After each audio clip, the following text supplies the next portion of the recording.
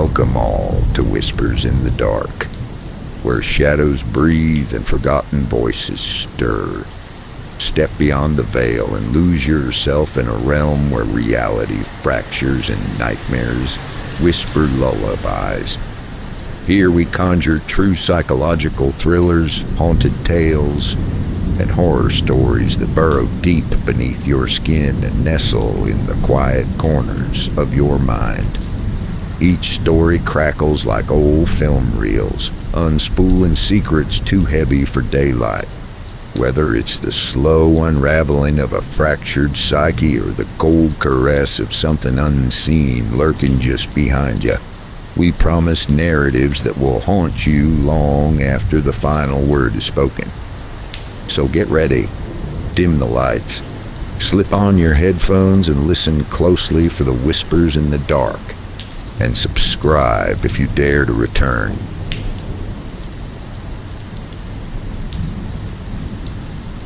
The lake was a silken mirror this morning, veiled in a diaphanous fog that drifted like a spectre across the water's glassy surface. My faithful parakeet, Miro, perched restlessly on the rod holder, his tiny claws tapping a nervous rhythm as the chill seeped beneath my jacket, each breath a vaporous cloud fading too swiftly into the cold air. I had hoped for solitude in the early mist, a peaceful communion with the lapping waves and the ancient woods that framed this forgotten body of water, but nature, as always, harbors darker intentions, whispered warnings in the susurrus of wind and the low croon of unseen creatures. And I should have known when the silence became too profound that the world was holding its breath. The fog thickened until the world shrank to the dim circle of visibility around the boat, water licking the hull in slow, sibilant ripples when I caught sight of it, an immense, grotesque silhouette towering above the treetops on the far shore, impossibly tall, an aberration against the natural order, limbs elongated and grotesquely thin, draped in twisted wires and twisted metal appendages that resembled the gaping sirens of old fire alarms, their mouths wide and frozen in a perpetual scream that emitted no sound, yet filled the air with an oppressive dread. I blinked, rubbed my eyes, thinking it a trick of the fog or my weary mind, but the figure did not waver. It loomed with an unnatural patience, as if it waited for something or someone, its head swiveling with jerky mechanical precision, making no sound save the faintest clatter of rust and wire. Miro shrieked, a high-pitched, frantic cry that sliced through the silence like a jagged shard, and instinctively I reached to calm him, but found my hands trembling uncontrollably, the fishing rod slipping from my grasp and clattering onto the wooden floor of the boat. The air grew colder, denser, laden with a metallic tang that pricked my nostrils, and I felt the weight of unseen eyes bore into me, an intangible malevolence that gnawed at the edges of reason, whispering ancient malice in a language not meant for human ears, a susurration that promised oblivion cloaked in silence. The creature shifted, the sirens tilting toward me, and though no sound came, the pressure was deafening, a psychic wail that threatened to shatter sanity, and Miro's feathers flared as he took frantic flight, circling the boat in a chaotic dance, his tiny voice now a trembling whisper, as if trying to convey warnings I was too terrified to heed.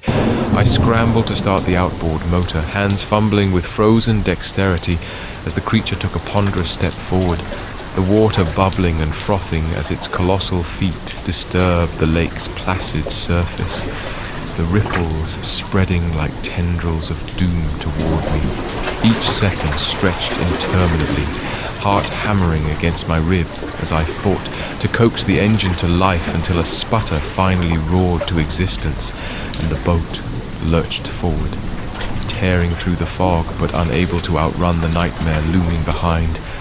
The lake's mist swallowed me whole, the cries of my parakeet growing faint, but not before I caught one last glimpse of those grotesque sirens, twisting in silent agony against the grey sky. As the shoreline receded, I understood that some things are not meant to be seen nor escaped, and that the silence after a scream can be the loudest horror of all. And so I tell you this: beware the stillness in the fog, for it may be the breath before the siren wails, and the shadow that watches just beyond the reach of light and sanity itself. But the memory lingers long after the fog lifts, and the dawn breaks, because the terror did not end on that lake that morning. Nights since have been haunted by the clanging of those sirens echoing in my dreams, a cacophony of alarms screaming warnings I cannot decipher, yet feel compelled to obey.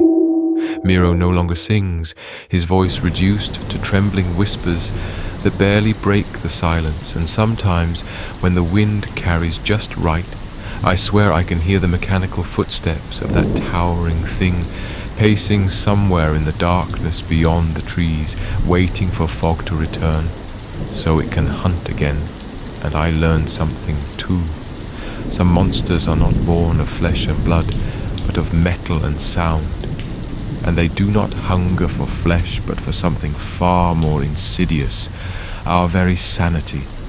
So if you ever find yourself on a lake wrapped in thick mist and hear a sound like a fire alarm screaming through the trees, remember this tale and listen closely, because sometimes the silence between those wails is where the true horror lives, and you may find yourself not just a witness, but a willing participant in a nightmare that feeds on your fear until all that remains is a hollow echo of who you once were.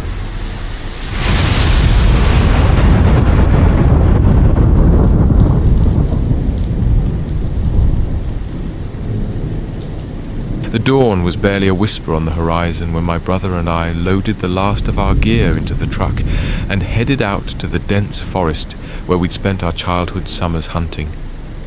The air was crisp with an autumnal bite, and the trees stood like ancient sentinels draped in a mosaic of gold and crimson leaves, their branches whispering secrets to the chilly wind that seemed to hum an ominous undertone as we ventured deeper into the wilderness, each mile swallowing the familiar world behind us.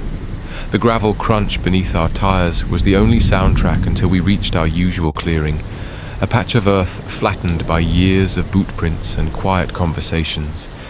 Setting up camp felt like a ritual, the crackling fire coaxing warmth into our stiff limbs as shadows gathered and lengthened.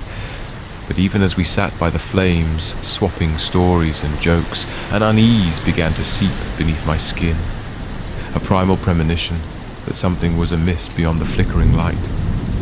My brother shrugged it off with a laugh, attributing it to the solitude and the strange stillness that had settled over the forest that day. But I felt the weight of unseen eyes pressing in from the darkness, the air thick with an intangible menace that made my pulse quicken. That night, as we settled into our tents, the forest seemed to hold its breath, silence stretching taut between the rustling leaves and the distant hoot of an owl, until the unnatural sound shattered the night. A mechanical wail that tore through the calm like a banshee scream echoing off the ancient pines, a noise so discordant and alien it rooted me to the earth in terror. My brother was the first to emerge from his tent, flashlight cutting through the murk as we both strained to locate the source of that infernal sound, our breath fogging in the cold air, hearts pounding in unison.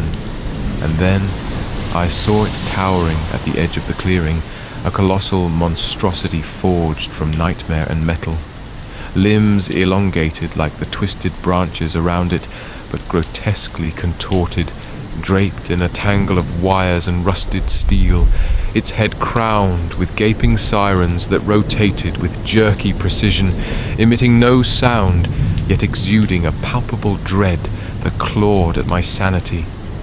The beast stood utterly still for a heartbeat, then turned its awful gaze upon us, eyes voids of darkness, pulsing with malevolent intent, and I swear the temperature plummeted, my breath catching in a frozen gasp as the paralyzing weight of its presence threatened to crush me. My brother whispered a prayer, gripping his rifle with shaking hands as the creature took a ponderous step forward, the ground trembling beneath its unnatural gait.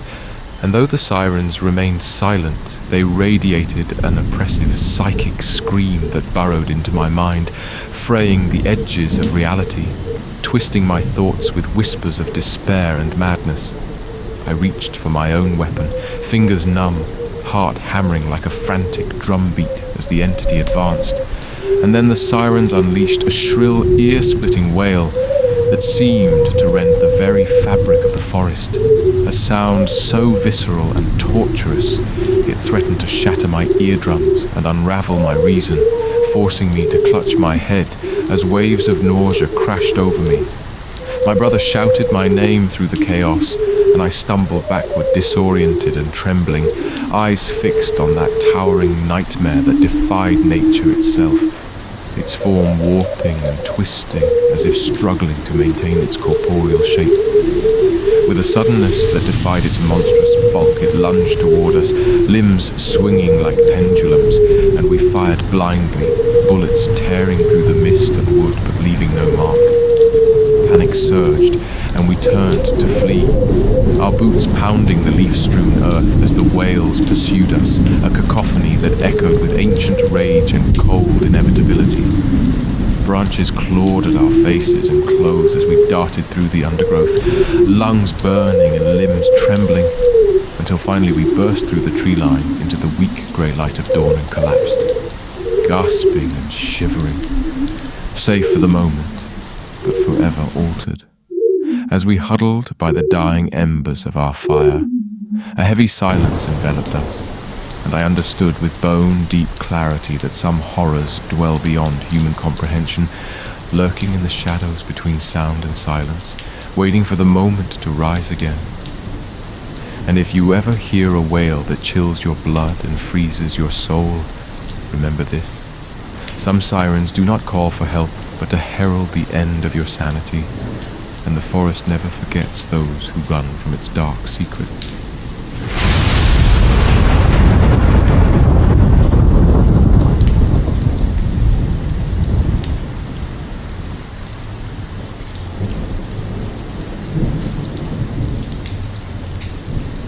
I never thought a tornado warning could feel so sinister.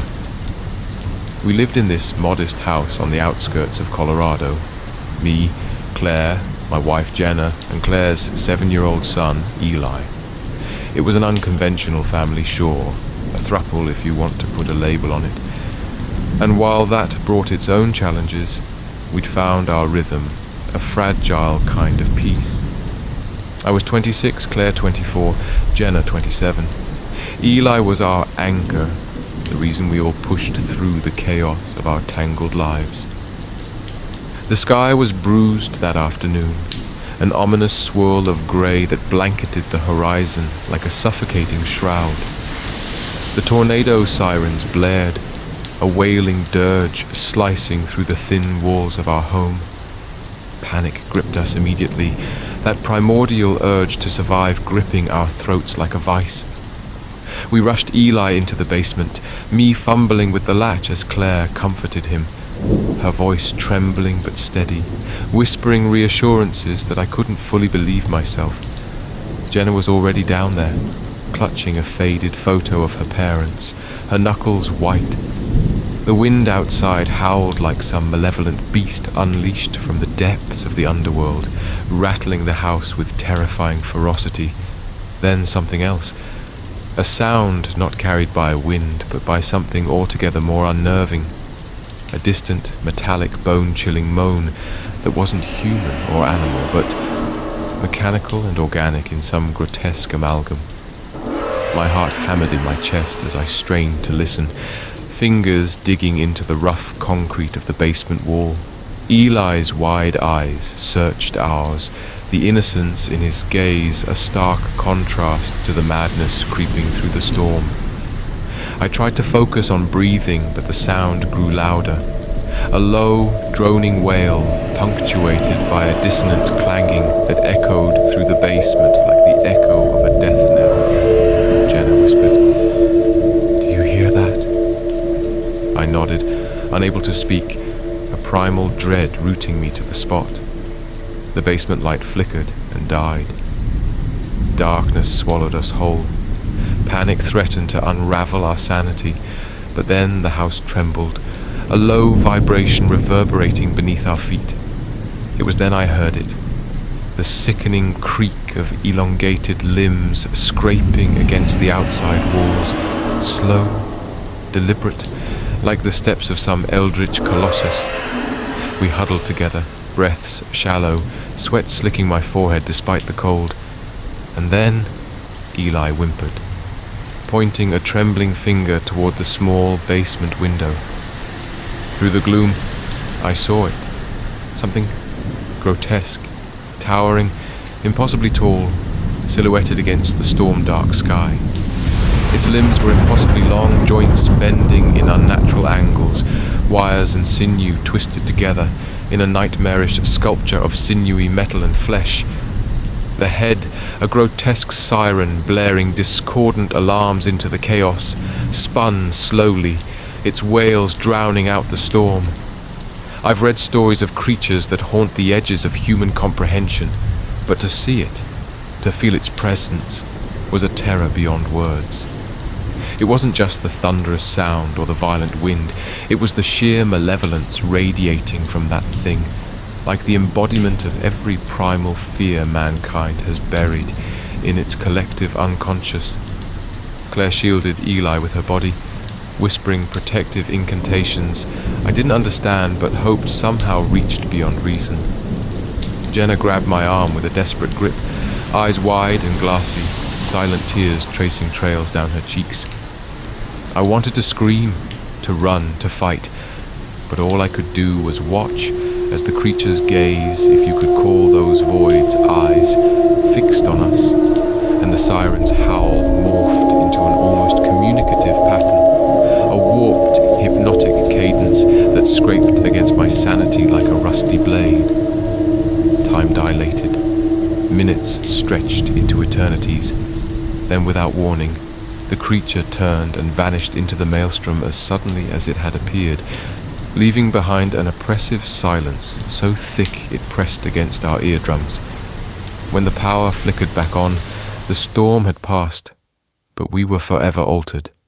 Outside the world was a shattered mosaic of splintered trees and twisted metal, but nothing could compare to the shattering within me. Eli clung to Claire, silent, as if he'd seen something that words could not express.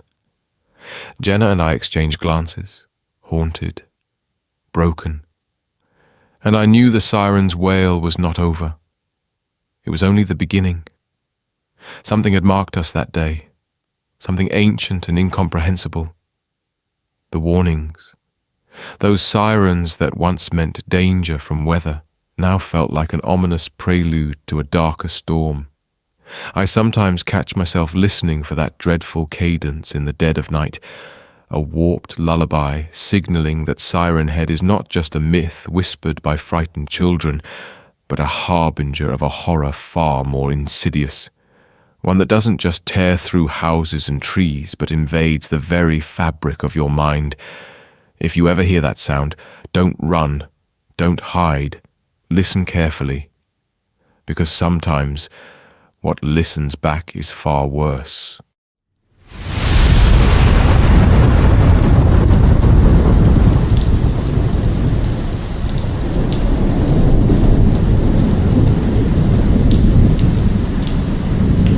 It was just after midnight when the storm rolled in, the kind that makes the air feel swollen with static and pushes a low growl through the sky every few seconds, like the heavens are clearing their throat before something bad happens. I was up in Tower 6, my least favourite post at the prison, because it sits at the far edge of the property, surrounded by dark woods that have their own kind of menace after sundown.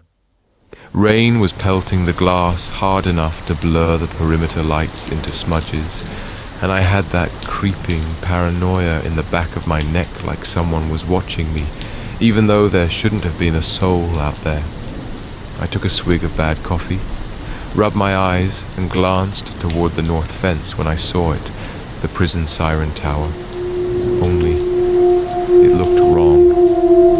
The siren up there seemed taller than it should be, like it had been yanked upward and stretched, the head a little too high above the light pole next to it. I muttered, "What the hell?" under my breath, pressing my face closer to the rain-streaked glass. Lightning cracked overhead, and for a split second the silhouette sharpened, and my stomach dropped. The siren had limbs, long, impossibly thin limbs dangling at its sides, motionless but swaying ever so slightly like they were teasing the wind. I told myself it was the storm messing with my eyes, maybe a tarp or some debris caught up there, but then the sound hit. It wasn't the clean mechanical wail the sirens give during a lockdown or drill. This was warped, off-pitch and sickeningly organic, like metal grinding through meat. I felt my skin prickle and muttered a sharp "Jesus Christ" as I grabbed the binoculars. I brought them up, adjusted for the rain distortion, and that's when my chest tightened so hard I thought I might pass out. It wasn't a siren. It was a head, shaped like one. 2 enormous speakers, where a face should be, both vibrating with that abominable sound, and below it a torso that didn't look built so much as grown, flesh knitted with cables and twisted steel. Its arms hung almost to the ground, ending in jagged shapes I couldn't quite make out. It stood perfectly still for a long moment, and then, slowly, it tilted one of those siren faces toward my tower. I swear on my life the thing was looking right at me. The sound shifted, deeper, the pitch rolling in waves that seemed to vibrate my teeth. I lowered the binoculars, breathing fast, my mouth dry as dust. I grabbed the radio, thumbed the mic, and stammered out something about movement by the north fence, but all I got was static, thick, choking static that cut through my headset so loud I ripped it off. Then the lights along the fence flickered and went out. Darkness swallowed the yard. The rain outside slowed for a moment, as if the whole storm was holding its breath. And then I saw it, moving. Not walking, not running, just sliding. Its steps too long. Its body bending in impossible angles as it closed the distance between the siren post and my tower. My heart was pounding so hard I could hear it in my ears. I reached for my sidearm, my fingers shaking like I'd been hit with hypothermia, and I kept telling myself it was just some goddamn trick of the storm that no one was out there. But then it stopped, right at the base of the tower. The sound came again, louder now, so loud the glass in front of me trembled, but there was something else in it this time. Words. Not clear, not fully human, but in the grinding howl I could hear fragments of my own name. I froze. My pulse was everywhere, in my throat, in my skull, in my fingertips gripping the gun. The floodlights flicked back on in a single violent burst, and for 1 second I saw it in full. Skin stretched like wet paper over bone and steel, ribs arching out like twisted scaffolding. The speakers, where its head should be now, both aimed straight at me, vibrating with a sound that bypassed my ears and rattled something deeper in my brain. I fired. I don't remember pulling the trigger, but I know I did. 3 rounds cracked through the storm. The thing didn't flinch. The lights died again, and it was gone. No movement, no sound, but the rain slamming the roof like frantic hands. I stood there, breathing like I'd just sprinted a mile, waiting for something, anything to happen. And then, from somewhere deep in the black woods beyond the fence, the siren wailed again, long and slow, the pitch bending into an almost human scream that made my vision blur. I wanted to run, but my legs wouldn't obey, rooted to the spot by a dread so heavy. It felt like it was sinking me through the floor. Somewhere in that scream I heard it again, my name, drawn out like it was savouring it. The storm hasn't stopped since. I can't raise anyone on the radio, and I swear, the whale is closer now. If you ever hear it, don't look. For God's sake, don't look.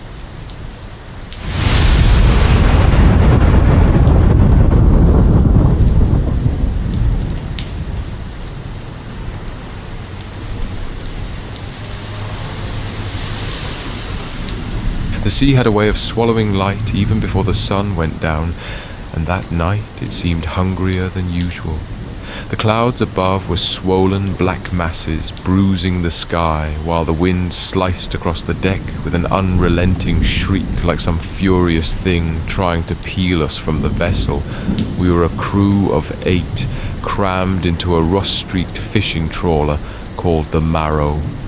A name I had always found uncomfortably fitting, because it felt like the kind of ship that stripped a man down to the bone.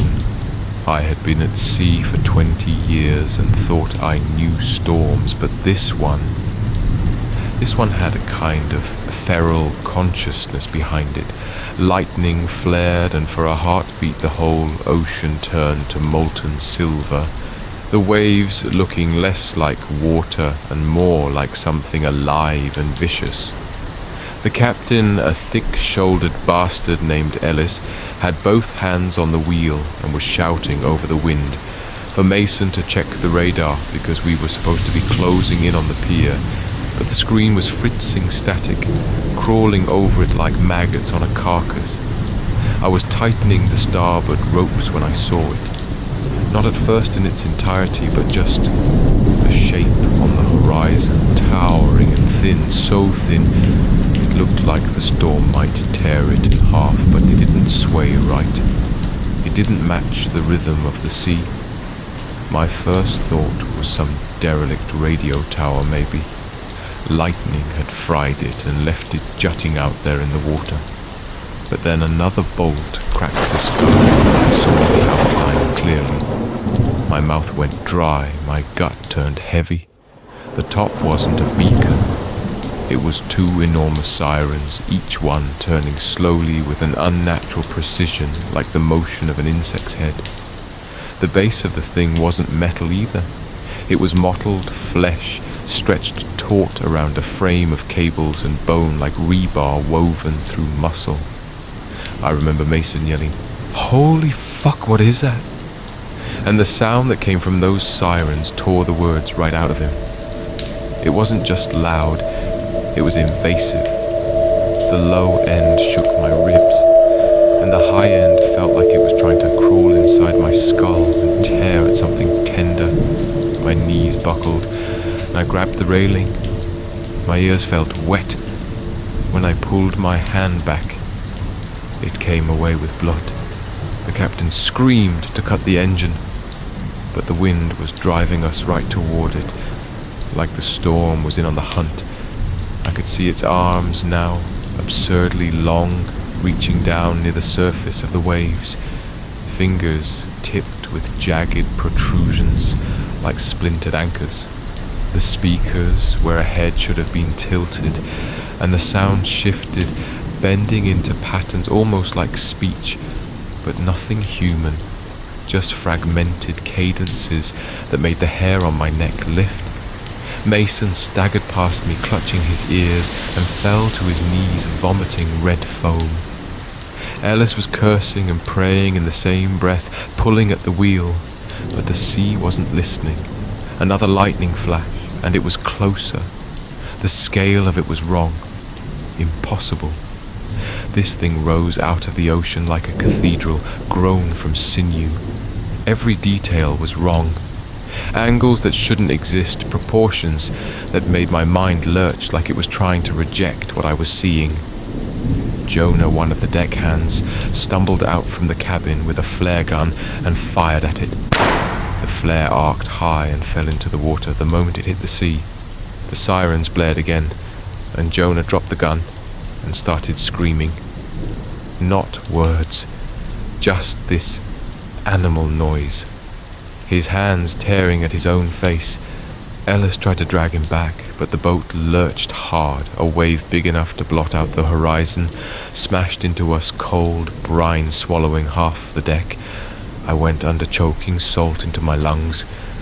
When I came up sputtering, I saw the thing leaning closer, those long arms hovering above the deck like they were choosing where to strike. Mason was gone, just gone. Not washed away, not overboard, just no longer. There the air felt heavier, the sound pressing down harder until the bolts in the railing were rattling in their sockets. Ellis shouted to get below, but I couldn't move. The sirens were bending again, changing pitch into something so close to a human scream that my body wanted to recoil but couldn't. I caught myself whispering, please, over and over like a prayer, my own voice shaking the way a child's might when a shadow moves in their bedroom. Ellis tried the engine again, but the dials spun useless, and the lights inside the cabin popped one by one, plunging us into a darkness so complete I could taste it. Then lightning hit, and I realized we were right beneath it, its arms hanging above us, each finger twitching slightly, like they were testing the air. I could see details now, the skin not smooth but layered, like wet paper peeling in strips, the cables embedded in it, pulsing faintly like veins, the speakers turning in unison, until both were aimed straight at me. The sound hit like a fist, made of noise, and something in my mind cracked. Not a break you could heal from, but the kind you feel forever. Ellis screamed my name, and then the deck tilted hard to port, and it was gone.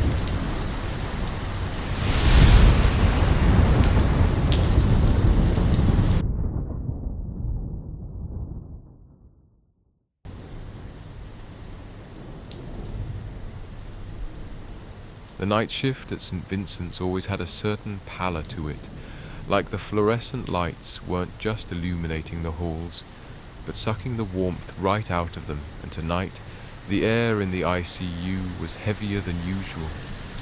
Every monitor beep sounding more like a countdown than a reassurance. I had been a nurse for 9 years, and I had seen enough death to make me numb.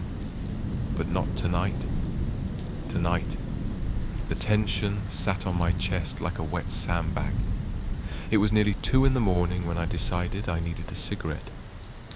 Just one to take the edge off the scent of antiseptic and sickness. So I slipped out through the side door by the loading dock. The air outside was cold enough to sting my lungs, and the wind carried that faint metallic tang storms. Always bring the parking lot was mostly empty. Just a few old sedans and the ambulance bay, lit in harsh white light, the kind that made shadows look sharper, more deliberate. I lit up and took the first drag, feeling my heartbeat finally begin to slow, and that's when I heard it faint at first, a sound so low it was almost imperceptible, like distant machinery grinding through stone. I thought maybe it was a snowplow or a generator, but then it swelled and changed, becoming a warbling siren that wasn't quite right. The pitch was uneven, bending in ways no machine should. I froze, cigarette burning between my fingers, the sound vibrating in my teeth like it was coming from inside my skull. My gaze was drawn to the edge of the lot where the light bled into darkness near the tree line. And there I saw it. My mind fought it at first, trying to warp the shape into something mundane. A telephone pole, a radio tower, something explainable. But the longer I stared, the more wrong it became. It was tall, impossibly tall, at least 40 feet. Its silhouette lanky and skeletal. Its arms hanging far too low, fingers grazing the ground, and at the top, where a head should be, there were 2 massive rusted sirens, each slowly swiveling, as if they were sniffing the air. The sirens pulsed with lightless vibration, and from them poured that distorted wail now, so loud it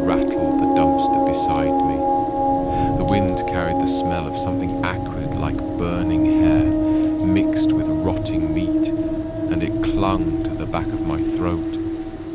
I should have gone inside right then, but I couldn't move. My eyes locked to the thing, like it was pulling me in, hypnotizing me with sound. Then it turned slightly and I saw something clutched in one of its hands, a dog, maybe 40 pounds, limp in its grasp, fur slick with what I realized was blood.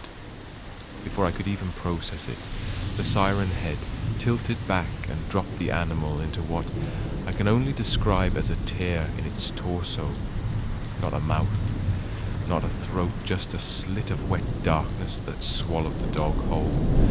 The sound changed again, deepened into something almost like laughter, only layered with static.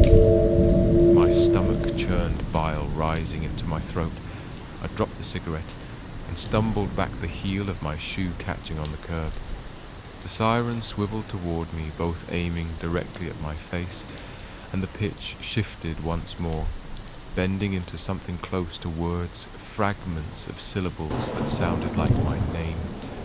My ears burned hot, my knees locked, and I realized if I stayed even a second longer, I would be next. The air seemed thicker, then heavier, as if the night itself was holding me in place. I turned and ran harder than I ever have in my life, slamming through the side door so fast it hit the wall. The hallway inside was blinding. After the darkness outside, my shoes squeaking against the polished linoleum, I kept moving, not caring who saw me or what I looked like. My lungs burning as bad as if I had swallowed fire. I made it to the nurse's station and gripped the counter so tight my knuckles ached. One of the techs asked me if I was okay, but my voice was gone. Just rasping breath and the echo of that sound still drilling through my head. The hospital felt different then, as if the walls themselves knew something was wrong. Like the sterile order had been invaded by something ancient and malignant. I kept glancing at the doors, waiting to hear that warped siren swell again, waiting for those massive limbs to reach through the glass. But the night carried on without incident. Patients coded and stabilized paperwork piled up, and no one else seemed to notice anything strange, but I knew I had seen it. And worse, I knew it had seen me. I still hear it sometimes, long after that night, when the wind hits the building just right and the heating ducts moan in the dark. It's faint, but I recognize the pattern, that unnatural undulation. And I know it's not the wind, not really storms come and go, but there are things that walk between them, and sometimes they notice you, and when they do, they never forget. And if you ever hear a siren that wavers, just so don't go looking, because what you find might already be looking back.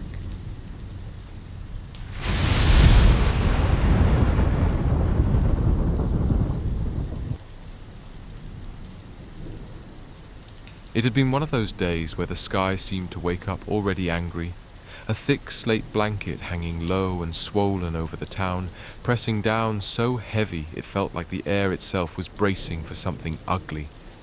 I was subbing for a 9th grade English class that day. Not my usual gig, but the regular teacher had called out sick and the pay was decent. By the time 3rd period rolled around, the windows were a patchwork of streaking rain, each drop catching the pale flicker of the overhead lights and distorting the world outside into some trembling watercolor. The wind howled against the brick like it was trying to claw its way in. When the first siren went off, every head in the room snapped up, even mine at first. It was just the usual long, wavering tone that every Midwestern ear knows. But then the cadence shifted. It bent in ways I had never heard from our warning system, deepening for a beat before stretching unnaturally high.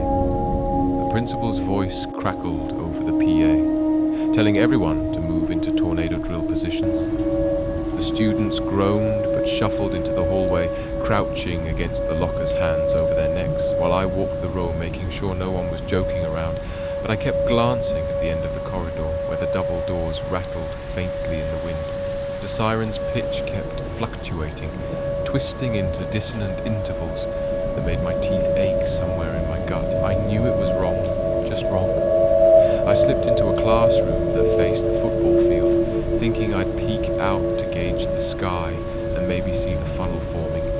But when I looked outside, my stomach dropped. There was no funnel, no storm wall, just the rain slashing sideways in sheets, and in the distance near the tree line, something impossibly tall swaying in the wind. Except it wasn't swaying with the wind.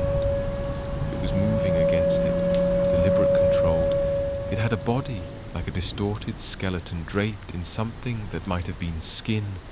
If skin could rust, its arms hung far too low, knotted and angular fingers curling near the ground, and its head. No, its heads were two enormous sirens mounted where a skull should be, each slowly rotating in perfect synchronization. The sound was coming from it. Not the town system, not any machine. I knew this was organic alive. Those great metal mouths emitting a sound that was almost language, almost human, but not enough for my brain to truly parse. Lightning cracked, and for a second I saw more details. The way the skin was stretched thin over the frame, the glisten of rain sliding down cables embedded in its flesh, the slight twitch of its fingers like it was savoring the moment before moving closer. I stumbled back from the window, heart hammering, and nearly collided with one of the kids who had crept up behind me asking if I'd seen anything. I told him to get back in position. My voice tight, but my mind, racing the siren outside, began to fluctuate faster, the tones spiraling up and down in a pattern that made my vision blur. And then, like a nightmare unfurling, the thing began to walk toward the school, each step long and impossibly smooth, as if distance meant nothing. The rain seemed to bend away from it, the air thickening until it pressed against the building. The double doors at the end of the hallway shuddered under a sudden gust. But I knew it wasn't wind. The lockers rattled. The fluorescent lights hummed harder, a faint static filling the air that prickled against my skin. The students were wide-eyed now, their fear palpable and sharp. One girl whispered that she could hear someone calling her name inside the siren's wail. I told her to cover her ears and keep her head down, though my own ears were already ringing. Then the sound cut out completely, dead silence, so sudden it made my heartbeat sound like a drum in my skull. We all froze, the only noise was the rain, and even that seemed to fade. Then from outside came a single low tone so deep I felt it in my bones, and both sirens turned toward the building, the glass in the nearest window spiderwebbed under the vibration, a hairline crack tracing toward the frame. I grabbed the nearest door handle, thinking I'd lock us in, but the metal was warm unnaturally, warm like it had been under a summer sun for hours. I backed away, clutching my hand. The hallway seemed darker now, shadows pooling in places where they shouldn't, and that low tone kept rising higher and higher until the hum of the lights vanished and everything above us went black. The students whimpered in the darkness, their small movements amplified in the silence. Then a flash of lightning through the window showed it again.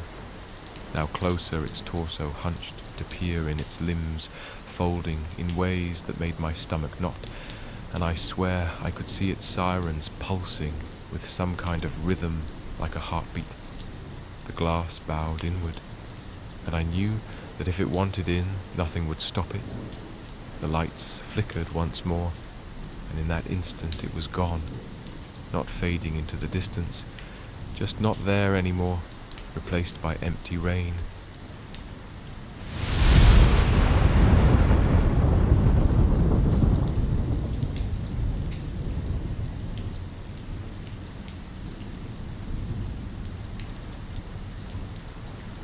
I was 11 the summer. My parents dropped me off at my grandparents' place out in the country, a weather-beaten farmhouse standing lonely among cornfields that whispered in the wind like 1,000 hushed warnings. and though I'd been there countless times before, something about that weekend felt unsettled, like the air itself was tense, brimming with some unspoken expectancy, its silence intermittently fractured by the distant moan of the windmills and the cicadas' restless drone. That night's sky already smothered beneath a thick quilt of grey that seemed to pulse heavier as the sun sagged toward the horizon.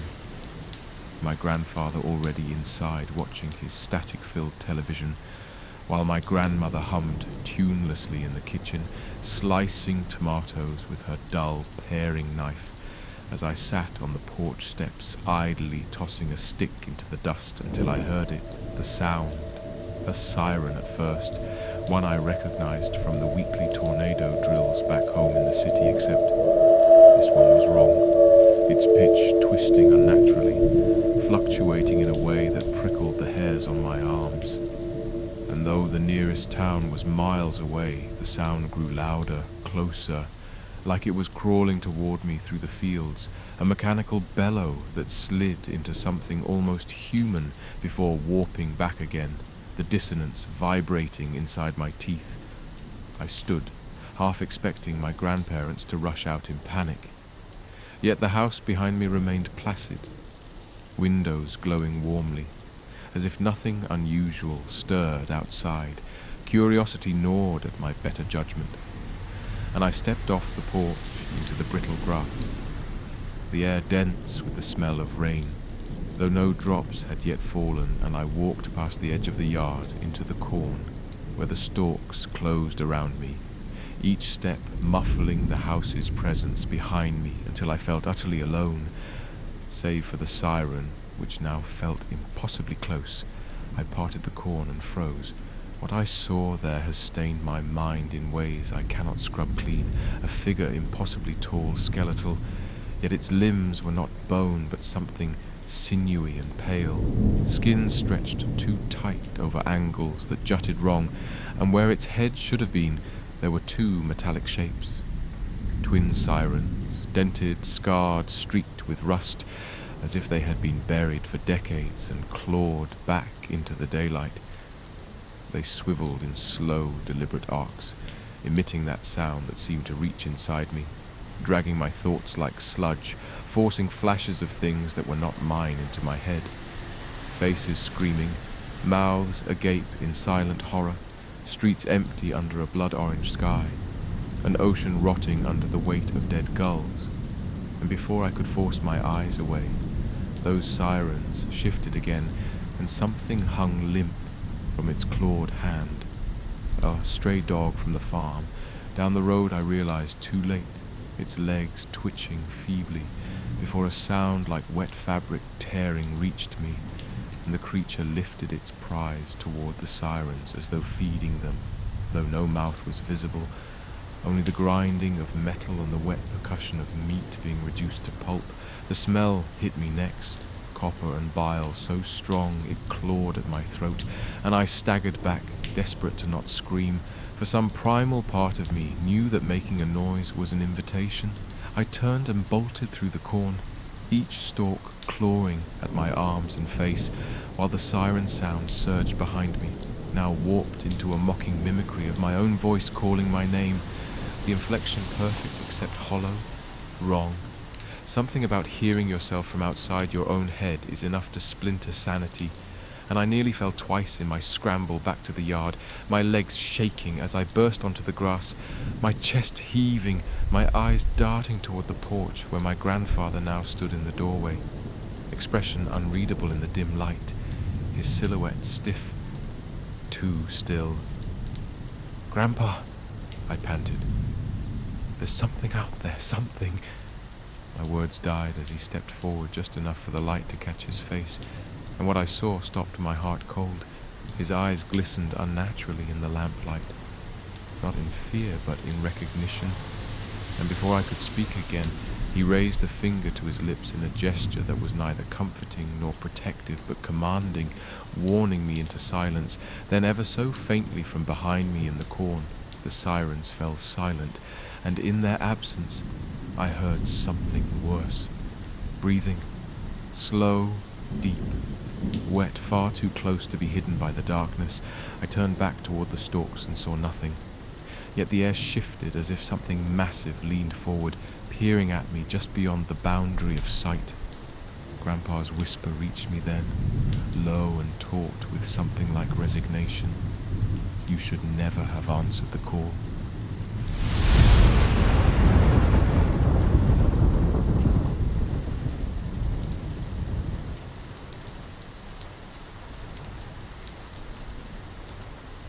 If you enjoyed the journey and survived it, don't forget to like the video, share it with someone who sleeps too easily, and subscribe for more original horror stories delivered straight into your nightmares.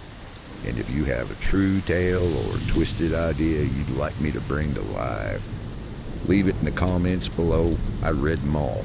Some of my favorite stories come from minds just like yours.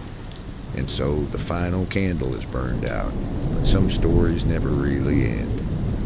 They wait in the corners of your mind, and now so must you. You have heard the incantations of the demised, the shadows sworn to secrecy. But what slipped through, what followed you back into the light, if these stories stirred something inside you, if they made you hesitate before turning off the lights, then don't forget to like, share, and subscribe. Next time, we're going deeper. So rest while you can. Because next time the story just might be about you.